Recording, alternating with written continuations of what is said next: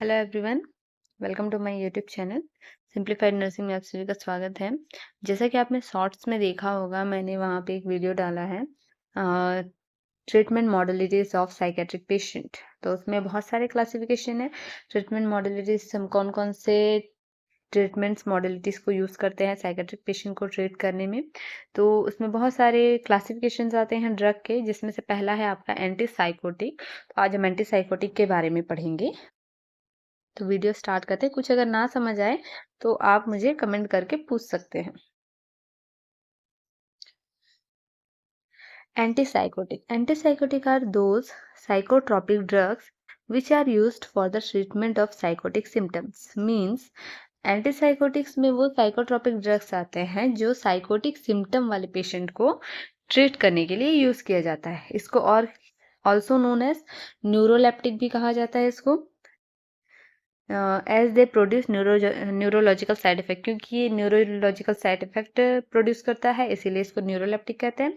Major tranquilliser भी कहा जाता है इसे। D2 रिसेप्टर ब्लॉकर भी कहा जाता है, dopamine receptor blocker. And anti schizophrenic drug also called.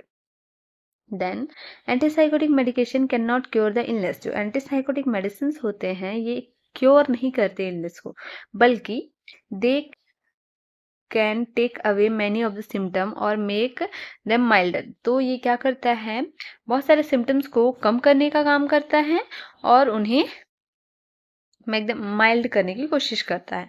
In some cases they can shorten the course of episode.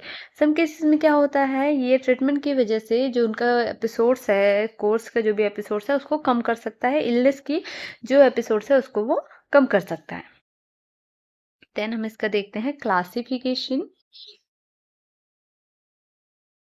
है ना। तो आपका क्लासिफिकेशन में आ जाएगा, क्लासिफिकेशन में इसका है मेनली दो टाइप के एंटीसाइकोटिक होते हैं, टाइपिकल और एटाइपिकल, है ना।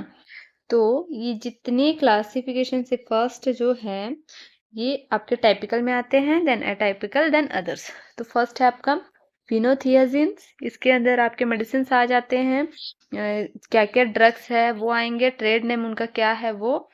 देन ओरल डोजेस में कौन कौन से मेडिसिन अवेलेबल है एंड पेरेंटल डोजेस में कौन कौन से मेडिसिन अवेलेबल है, ये है।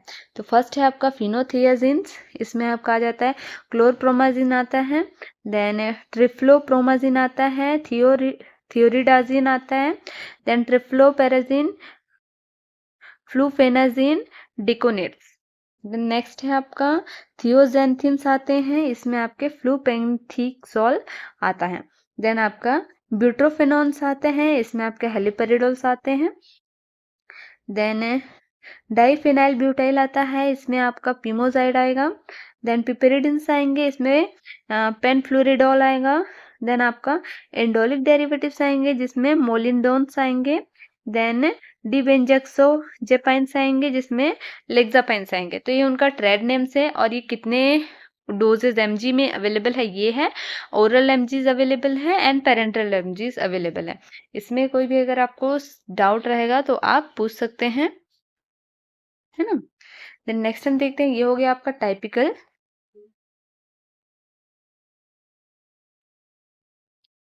नेक्स्ट है आपका एटाइपिकल एंटीसाइकोटिक। इसमें आपके आ जाएंगे क्लोजापिन्स आ जाएंगे, क्लोजापिन्स, रेस्पेरिडोन, ओलेंजापिन्स एंड क्वाइटापिन्स आएंगे। देन जिप्रासिडिन भी आएगा इसमें। अदर्स में आपका आ जाता है रेसरपिन्स। तो ये था आपका क्लासिफिकेशन। ये कॉलम अगर आप कॉलम के साथ ही याद करते हैं तो ये आपके स्कोरिंग में बहुत अच्छा होगा। नेक्स्ट हम देखते हैं indication of antipsychotic medications, drugs. तो कौन कौन से पेशेंट को हम एंटीसाइकोटिक दे सकते हैं, तो पहला है आपका organic psychiatric disorder. Organic psychiatric disorder में आपका आ जाएगा delirium, dementia, delirium tremens, drug induced साइकोसिस and other organic mental disorder. तो ये क्लासिफिकेशंस जितने भी ये डिजीज है इसको वन बाय वन हम फर्दर क्लास में डील करेंगे। तो ये ऑर्गेनिक साइकोसिस में कौन कौन से ऐसे कंडीशन है जिसमें हम साइकोटिक ड्रग्स दे सकते हैं, तो delirium, dementia, delirium tremens and organic mental disorder, drug induced साइकोसिस। देन नेक्स्ट है आपका फंक्शनल डिसऑर्डर, इसमें आपका सिजोफ्रेनिया आ जाएगा, सिजोअफेक्टिव डिसऑर्डर आ जाएगा एंड पैरानॉइड डिसऑर्डर्स आ जाएंगे। देन नेक्स्ट है आपका मूड डिसऑर्डर, मूड डिसऑर्डर में आपका आ जाएगा mania and major depression with psychotic symptom. Next है आपका चाइल्डहुड डिसऑर्डर, इसमें आपका आ जाएगा attention deficit hyperactivity disorder, autism, enuresis, conduct disorder. सारे डिसऑर्डर्स को वन बाय वन हम फर्दर क्लास में डील करेंगे। देन नेक्स्ट है आपका neurotic and other psychiatric disorder, इसमें आपका आ जाएगा anorexia nervosa, intractable obsessive compulsive disorder, severe intractable and disabling anxiety.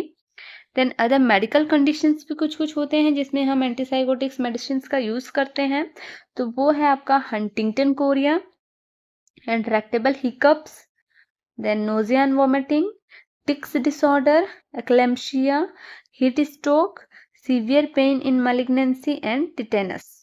तो ये मेडिकल कंडीशन भी है जिसमें हम एंटीसाइकोटिक मेडिसिन का यूज करते हैं। देन नेक्स्ट हम देखते हैं इसका फार्माकोकाइनेटिक्स क्या है इस ड्रग का। तो एंटीसाइकोटिक व्हेन एडमिनिस्टर करते हैं, ओरली एडमिनिस्टर करते हैं, और हमने देखा आईएमबी पैरेंटरल हम आईएमबी एडमिनिस्टर करते हैं। ओरली एडमिनिस्टर करने से जीआई में ये अब्जॉर्ब होगा, और आईएम अगर हम करते हैं तो ब्लड वेसल्स ब्लड लेवल्स में अब्जॉर्ब होगा। They are metabolized in liver, liver में मेटाबोलाइज होगा, एक्सक्रीटेड थ्रू द किडनी, और इसका जो कंप्लीट एक्शन है वो 10 to 24 आवर्स में आपकी बॉडी से एलिमिनेट हो जाएगा। नेक्स्ट है मैकेनिज्म ऑफ एक्शन, ये क्या करता है, मेडिसिन का मेन एक्शन क्या है। They also have a noradrenergic, cholinergic and histaminergic blocking action. ये क्या करता है, जो भी नॉर एड्रीनर्जिक है, कोलिनर्जिक है और हिस्टामिनर्जिक एक्शन है उसको ब्लॉक कर देता है। Second generation antipsychotic work by blocking D2 dopamine receptor. जो सेकेंड जनरेशन एंटीसाइकोटिक्स होते हैं वो क्या करता है, डोपामिन रिसेप्टर्स को ब्लॉक कर देता है, साथ ही साथ सेरोटोनिन रिसेप्टर को भी ब्लॉक करता है। देन 5-HT2A सब type of serotonin receptor is most commonly involve. तो जो सेरोटोनिन रिसेप्टर है इसमें 5-HT2A सब टाइप इन्वॉल्व होता है जिसको ये ब्लॉक करता है। तो आपके लिए ये एक टास्क है कि 5-HT2A का फुल फॉर्म क्या है, ये आप मुझे कमेंट करेंगे। Adverse effect, EPS, extra pyramidal symptoms, इसको मैं डिटेल क्लास दूंगी, इसको हम डिटेल में देखेंगे। नेक्स्ट हम देखते हैं side effect of atypical antipsychotic. तो atypical antipsychotic have lower incidence of tardive dyskinesia. ये हम ईपीएस में टार्डिव डिस्काइनेशिया क्या होता है डिटेल में पढ़ेंगे। तो ये क्या करता है, एटाइपिकल एंटीसाइकोटिक टार्डिव डिस्काइनेशिया के इंसिडेंस को लो करता है। Then increase the risk of cardiovascular disease, cardiovascular disease के रिस्क को इंक्रीज करता है। हाइपरग्लाइसीमिया एंड डायबिटीज, इसके साइड इफेक्ट होते हैं कि ये डायबिटीज भी कॉज कर सकता है। सेक्सुअल साइड इफेक्ट भी होता है, impaired sexual performance, main difficulty being failure और एजैकुलेट करने में डिफिकल्टी होती है। इन फीमेल देयर में बी अबनॉर्मल मेंस्ट्रुएशन साइकिल और इनफर्टिलिटी कॉज करता है। In both male and female side effect की वजह से ब्रेस्ट बिकम इनलार्ज, मेल्स में गायनेकोमेस्टिया होने के चांसेस होते हैं, फीमेल्स में भी ब्रेस्ट इनलार्जमेंट होने के चांसेस रहते हैं, और fluid oozes from the nipple, male female दोनों में फ्लूइड्स आने, निपल से फ्लूइड ओजिंग होने की चांसेस होते हैं। Then risperidone and paliperidone cause high increase in prolactin level. तो ये जो दो मेडिसिन है ये क्या करते हैं, प्रोलैक्टिन लेवल को इंक्रीज करने का काम करते हैं। नेक्स्ट हम देखते हैं हमारा काम। एज अ नर्स हमारी क्या रिस्पॉन्सिबिलिटी होगी जब हम पेशेंट को एंटीसाइकोटिक मेडिसिन दे रहे हैं। Nurses responsibility for a patient receiving antipsychotics. तो फर्स्ट है आपका instruct the patient to take sips of water frequently to relieve dryness of mouth. Antipsychotic medicine dryness of mouth cause कर रहा है, तो हमको पेशेंट को एडवाइस करना है कि जब भी आप एंटीसाइकोटिक मेडिसिन ले रहे हैं तो फ्रिक्वेंटली आप पानी पीते रहें ताकि ड्राइनेस ऑफ माउथ ना हो। फ्रिक्वेंटली माउथ वॉशेज, आपको फ्रिक्वेंटली माउथ वॉशेज करते रहना है। यूज च्यूइंग गम आप यूज करोगे तो सलाइवेशन होगा, तो ड्राइनेस ऑफ माउथ नहीं होगा। Apply glycerine on the lip, also helpful, आप लिप पे ग्लिसरीन भी अप्लाई कर सकते हैं। देन नेक्स्ट है आपका high fibre diet, increase fluid intake and laxative if needed, help to reduce constipation. Okay, then next है आपका advise the patient to get up from the bed और चेयर वेरी स्लोली। आपको patient को advice करना है कि chair से या बेड से जब आप उठ रहे हो तो स्लोली उठे। पोस्चरल हाइपरटेंशन कॉज करता है एंटीसाइकोटिक। तो check the BP before and after medication is given. This is an important measure to prevent fall.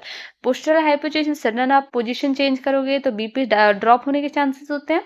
तो ये चीज़ का आपको ध्यान रखना है कि पेशेंट को आप इंस्ट्रक्ट करो, एडवाइस करो कि वो बेड से या चेयर से उठते टाइम पे स्लोली उठे।